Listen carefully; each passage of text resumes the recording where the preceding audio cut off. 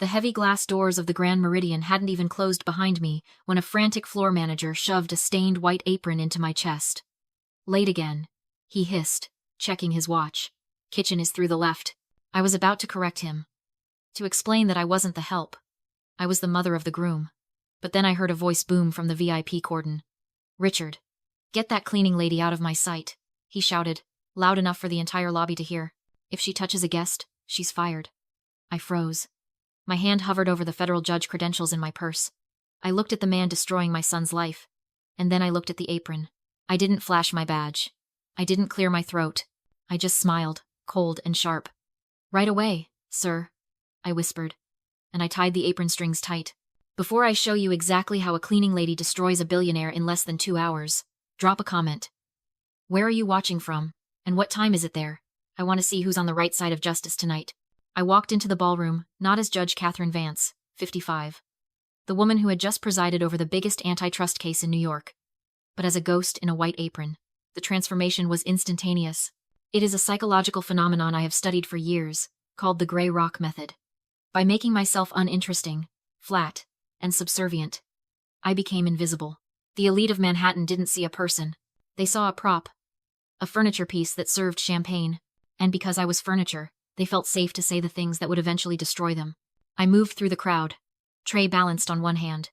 The air smelled of expensive perfume and old money arrogance. Across the room, I locked eyes with my son, Tyler. He was standing next to the champagne tower, looking handsome but hollowed out, like a hostage in a tuxedo. His eyes widened when he saw me. He took a step forward, his mouth opening to shout, "Mom!" I didn't wave. I didn't smile. I gave him the look. It is the same look I give a bailiff when a defendant is about to have an outburst. A microscopic shake of the head. A narrowing of the eyes that says, "Stand down. Let this happen." Tyler knew that look. He had grown up with it. He hesitated, then closed his mouth, stepping back into the shadow of a pillar. Good boy.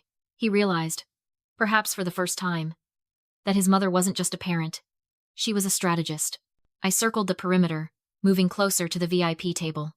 Richard was holding court, a glass of scotch in one hand, gesturing wildly. He was comfortable. He felt like the king of the jungle here. He didn't know that the jungle has eyes. I drifted closer, refilling a water glass near his elbow, making myself small.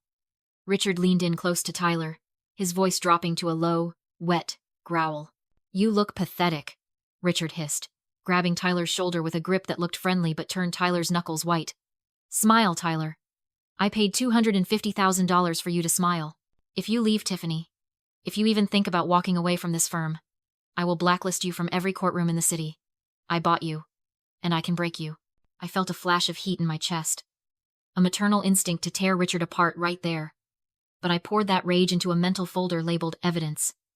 This was the discovery phase. And unlike in my courtroom, the opposing counsel didn't know the trial had already started. I moved away from the main table, my pulse steady, my mind cold. I needed more than threats. I needed action. That's when Tiffany, Richard's daughter and my son's fiancée, snapped her fingers. She was standing near the appetizers, looking down at her heel with a look of pure disgust. "You," she barked, pointing a manicured finger at me. I spilled wine. "Clean it." She didn't ask for a napkin. She pointed at her shoe. She wanted me to kneel.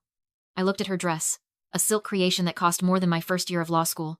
And then at her face. It was twisted in a sneer of practiced disdain. I knelt. I took a rag from my apron and began to dab at the red spot on her white stiletto. "Careful," she snapped. "That's Italian leather." As I scrubbed, Richard wandered over, laughing with a senior partner. He didn't even look down at me. To him, I was just part of the floor. He gestured toward a young girl standing by the kitchen door. Mia, another server, who looked like she had been crying. "See that girl?" Richard said, loud enough for his circle to hear. "She's the scholarship student who applied for the summer internship. Perfect grades. Perfect resume. A real striver." "What happened?" the partner asked. "I made a call to the dean." Richard chuckled, swirling his drink. "I told him the new library wing might have funding issues if Tiffany didn't get that slot. So, suddenly, the scholarship girl's application got misplaced. We couldn't let a spot like that go to waste on a nobody." I froze. My hand stopped moving on Tiffany's shoe. 30 years ago, I didn't wear a federal judge's robe. I wore a gray jumpsuit. I worked the night shift at the Bronx Supreme Court. pushing a mop bucket across the marble floors I would one day rule over. I remembered the specific ache in my knees from scrubbing floors to pay for my own tuition. I remembered the hunger that built empires. They looked at me kneeling and saw submission. I looked at the floor and saw the foundation of my power. Richard wasn't just a bully. He was a narcissist suffering from a god complex. He didn't hide his crimes because he didn't think laws applied to him. He believed consequences were for poor people. That was his glass jaw. Jail wouldn't hurt a man like him, he'd just buy better lawyers. To truly destroy him, I didn't need to arrest him. I needed to humiliate him. I needed to shatter the delusion that he was untouchable. "All clean, miss," I whispered, standing up. "About time," Tiffany huffed, turning her back on me. I walked away, clutching the dirty rag. The trial was over. The verdict on their character was guilty. Now I was just waiting for the sentencing phase, and I needed to make sure the punishment fit the crime. I traded the dirty rag for a bottle of vintage scotch and moved toward the corner table. This was the inner sanctum. The air here was thinner, colder. It was where the senior partners stood in a tight phalanx of black tuxedos, their backs turned to the rest of the party. They weren't discussing the wedding. They were discussing the kill. As I approached, Richard was leaning in. His voice dropped to a conspiratorial purr that carried the weight of pure arrogance. "The Omnicorp pharmaceutical merger is a done deal, gentlemen," Richard said, swirling his glass. $85 billion. The biggest payout this firm has seen in a decade. I poured scotch into the glass of the man next to him, a senior partner I recognized from his bio on the firm's website. He looked nervous. "I don't know, Richard," the partner said. "The Department of Justice is breathing down our necks, and the case just got assigned to the Second Circuit. Judge Vance is presiding. I've heard she's meticulous." My hand didn't shake. I filled the glass to the perfect rim, not spilling a drop. I waited. Richard laughed. A sound like dry leaves crunched under a boot. "Vance? Catherine Vance? Please. She's a bleeding heart nobody. She spent her early career in family court. She cares about feelings, not fiscal quarters." I stepped back into the shadows, clutching the cold bottle against my apron. Exhibit A. Underestimation of opposing counsel. "But the toxicity reports." The partner pressed, his voice dropping lower. "If Vance sees the data on the organ failure rates, she'll block the merger. It's a violation of FDA protocol. People are going to die." Richard took a long, slow sip of his drink. "She won't see them." The circle went quiet.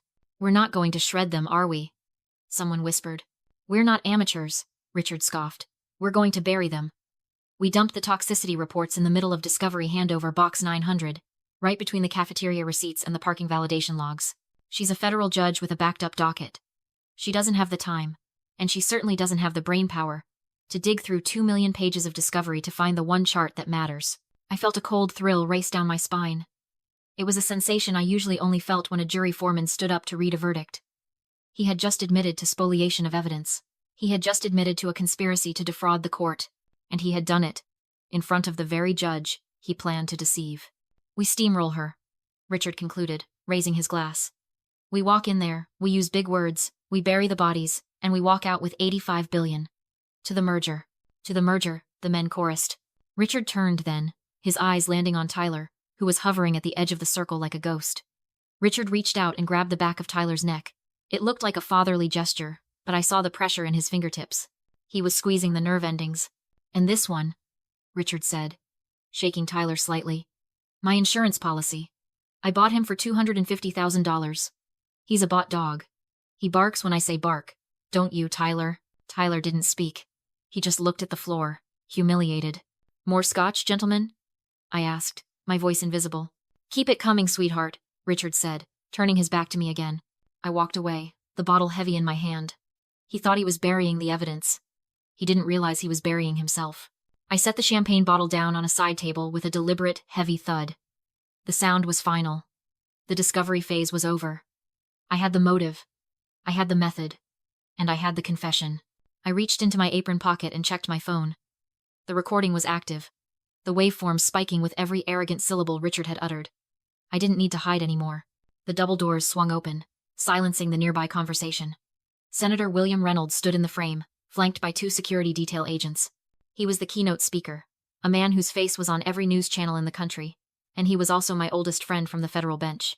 Richard's face lit up. He smoothed his tuxedo jacket, stepping forward with his hand extended, ready to claim a connection to power. "Senator," Richard beamed, his voice dripping with charm. An honor. Richard Thorne, managing partner of. Reynolds walked right past him. He didn't even blink. He walked straight to the service station where I was standing, wiping my hands on a rag. "Catherine?" Reynolds asked, his voice booming in the sudden quiet of the room. "Judge Vance, why on earth are you wearing an apron?" The silence that followed was absolute. It was the kind of vacuum that happens when a bomb detonates. But the sound hasn't caught up to the blast wave yet. Richard's hand was still extended in the air, grasping at nothing. He looked at the senator, then at me, the cleaning lady, then back at the senator. His face went from flushed to an ashen gray in 3 seconds flat. "Judge?" Tiffany whispered, her champagne glass tilting dangerously. I reached behind my back and untied the knot of the apron.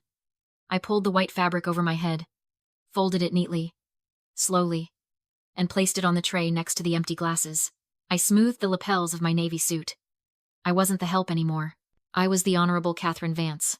"Actually, Miss Thorne," I said calmly, my voice carrying through the room, "I am the presiding judge of the Second Circuit Court of Appeals, the same court reviewing your father's $85 billion merger." Richard choked. "Judge Vance, this is a misunderstanding. We were joking." "Joking?" I stepped closer. "Was it a joke when you admitted conspiring to violate FDA protocols? Or when you bragged about burying toxicity reports in Box 900?